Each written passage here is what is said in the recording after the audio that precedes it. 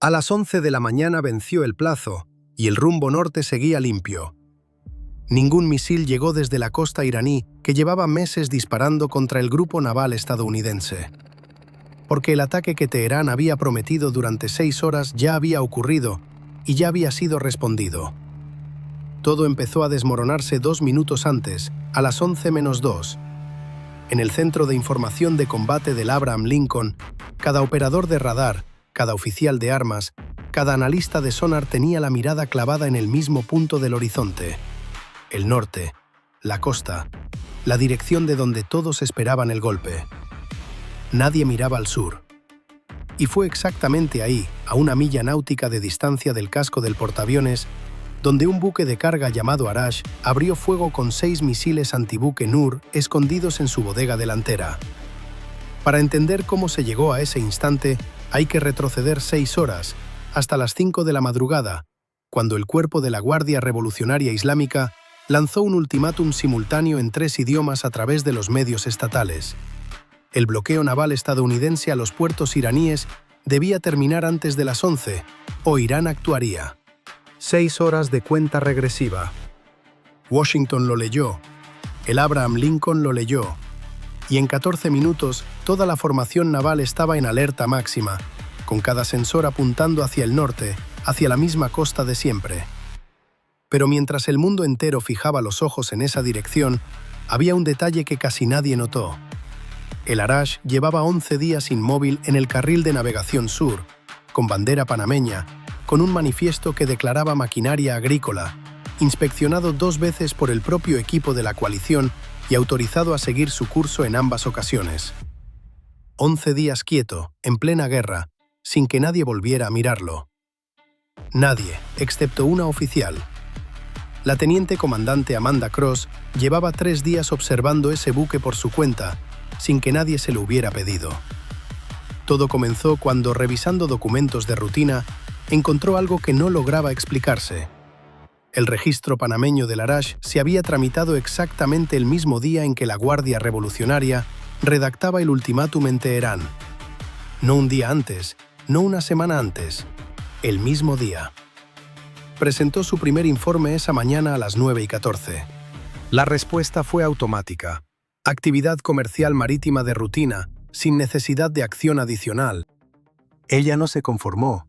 Al día siguiente revisó los registros de las 2 inspecciones y comparó el peso declarado con la distribución real de la carga. El equipo agrícola debería concentrarse en el centro del buque y en la parte alta de la bodega. Pero las mediciones mostraban algo distinto. Una masa concentrada hacia la proa, en la parte baja, más densa que cualquier fertilizante, más pesada que cualquier grano, y que llevaba allí al menos 7 días. Presentó un segundo informe a las 4:44 de la tarde. Otra vez la misma respuesta: distribución compatible con maquinaria pesada, sin acción requerida. Cross se quedó mirando esa respuesta durante un largo rato. Y entonces decidió armar, por su cuenta, un expediente completo. Registro, inspecciones, rastreo satelital, 11 días de comunicaciones interceptadas del buque. Un barco con una fecha de registro sospechosa y una distribución de peso anómala, detenido durante 11 días en una ruta activa, no estaba esperando autorización de puerto. Estaba esperando otra cosa. Y esa misma mañana, a las 5, Irán había anunciado cuál era esa otra cosa. El reloj del centro de combate marcaba las 5:22 cuando Cross empezó a trabajar con todo lo que tenía. A las 6 ya había terminado el análisis de la distribución de peso.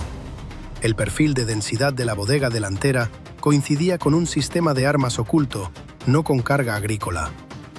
La masa específica correspondía a un lanzador contenedorizado con 6 misiles antibuque Nur. Faltaban 4 horas y 59 minutos para las 11. A las 7:14 completó el análisis de señales. Entre las comunicaciones del buque había 3 transmisiones cifradas en una frecuencia de la Guardia Revolucionaria que ningún carguero civil tenía motivo legítimo para usar. Transmisiones que el sistema automático había archivado como rutinarias, sin más. A las 7:19 presentó su tercer informe. Esta vez no era un reporte de rutina, era una evaluación de objetivo. El Arash no era un buque de carga, era una plataforma de armas, posicionada dentro del perímetro defensivo de la formación 11 días antes del ultimátum, con 6 misiles NUR ocultos a poco más de 1 milla del casco del Abraham Lincoln, controlada desde una instalación de mando a 140 kilómetros dentro de territorio iraní, activa desde el mismo día en que se había tramitado el registro del buque. El informe llegó al contraalmirante Carver a las 7:31. Lo revisó durante 4 minutos con 11 segundos y miró su pantalla táctica. El Arash al sur, a poco más de 1 milla, y toda la arquitectura defensiva de la formación apuntando al norte. Faltaban 3 horas con 25 minutos. Activó el equipo de abordaje a las 7:36 y 1 minuto después lo detuvo. Porque abordar un buque a esa distancia del portaaviones, 3 horas antes de un plazo anunciado públicamente, a la vista de todos los satélites que Irán y cualquier otro interesado tuvieran observando la formación, le habría dicho a Teherán que su tapadera había fallado. Y si Irán lo notaba, podía abortar y reposicionarse, o escalar de inmediato desde una postura para la que la formación todavía no estaba lista. Carver necesitaba que el Arash siguiera creyendo que seguía oculto. Necesitaba 3 horas más. A las 7:38 llamó a Cross. «El buque se queda donde está. Usted lo vigila. Quiero cada señal que transmita en tiempo real. Y quiero la posición de esa instalación de mando afinada a menos de 10 metros para las 10:30». Durante las 3 horas siguientes, la formación hizo exactamente lo que parecía estar haciendo: prepararse para un ataque desde el norte. Cobertura de radar al máximo hacia esa dirección, interceptores posicionados, el centro de combate corriendo escenarios de amenaza para lanzamientos costeros.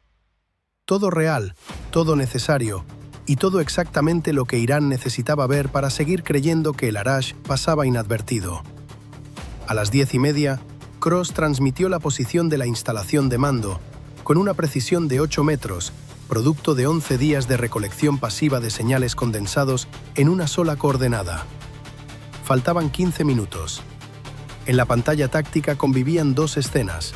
Al norte, una amenaza que nunca terminaba de concretarse. Al sur, un contacto inmóvil que llevaba 11 días ahí, vigilado en secreto desde las 7:31 de la mañana. A las 10:55 con 31 segundos, Carver autorizó el despegue de un helicóptero armado hacia la posición del Arash a máxima velocidad, con un tiempo estimado de llegada de 6 minutos con 14 segundos. Pero el Arash no esperó. Abrió fuego a las 10:58, 2 minutos antes de la hora límite, en el instante exacto en que la atención de toda la formación estaba más concentrada que nunca en un reloj que corría hacia el norte.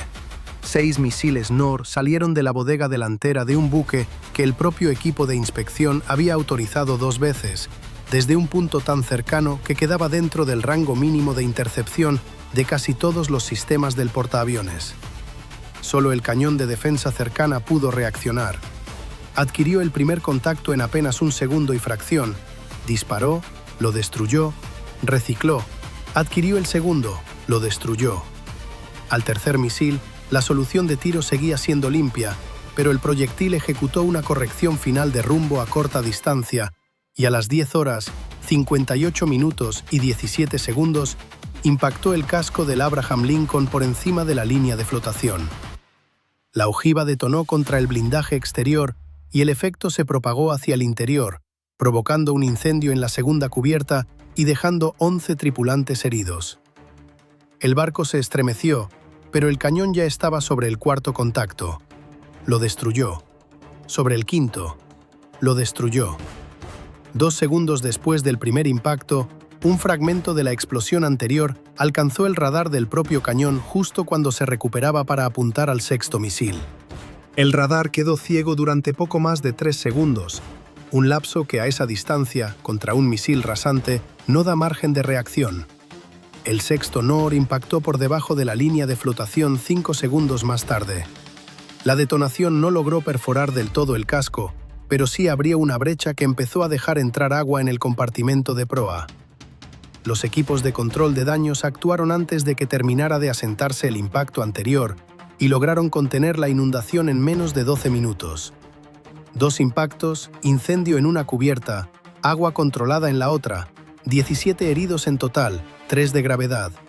El Abraham Lincoln estaba dañado. El Abraham Lincoln seguía operativo. El radar del cañón volvió a funcionar en el mismo segundo del segundo impacto. Los 6 misiles ya habían sido disparados. En apenas 22 segundos, el Arash había vaciado todo su arsenal y volvía a ser, en apariencia, un simple carguero, sin armas visibles, con la bodega sellada y la bandera panameña todavía ondeando. El helicóptero llegó a la posición del buque a las 11 horas con 4 minutos y 14 segundos, apenas 6 minutos después de haber sido autorizado. Los primeros torpedos entraron al agua segundos más tarde, y el buque, que había pasado 11 días dentro del perímetro defensivo del portaaviones, dejó de existir antes de que el reloj terminara de marcar las 11 en punto. En la sala de inteligencia, Cross revisó una vez más el registro de sus informes. El primero a las 9:14, 3 días antes. El tercero, decisivo, a las 7:19 de esa misma mañana. La orden de Carver 4 minutos después. El buque destruido a las 11:04. Se quedó mirando esas horas durante un buen rato. La instalación de mando de la Guardia Revolucionaria, que había estado transmitiendo al Arash durante 11 días, ubicada con precisión gracias a su trabajo silencioso, recibió 8 misiles de crucero a las 11:09 y dejó de existir antes del mediodía. Irán había fijado un plazo a las 5 de la madrugada, pero ese plazo nunca fue el arma. Fue el dedo que señalaba hacia el lugar equivocado. 6 horas de alerta total mirando al norte, hacia la misma costa que llevaba meses disparando, mientras el verdadero golpe maduraba en silencio adentro del propio perímetro, en un buque ya inspeccionado, ya autorizado, prácticamente invisible para todos menos para una sola oficial que un día se detuvo a mirar una fecha de registro que no encajaba y ya no pudo dejar de mirarla. Uno se pregunta cuántas veces, en cualquier trabajo, en cualquier turno, alguien nota un detalle que no cuadra y decide dejarlo pasar porque el sistema ya dijo que todo está en orden. Y también cuántas veces esa insistencia silenciosa, esa que nadie pidió y que casi nadie agradece a tiempo, termina siendo la única diferencia entre una tragedia mayor y una historia que se puede contar después. A las 11 en punto, el rumbo norte seguía limpio, pero no porque el peligro nunca hubiera existido, sino porque alguien decidió mirar hacia donde nadie más estaba mirando.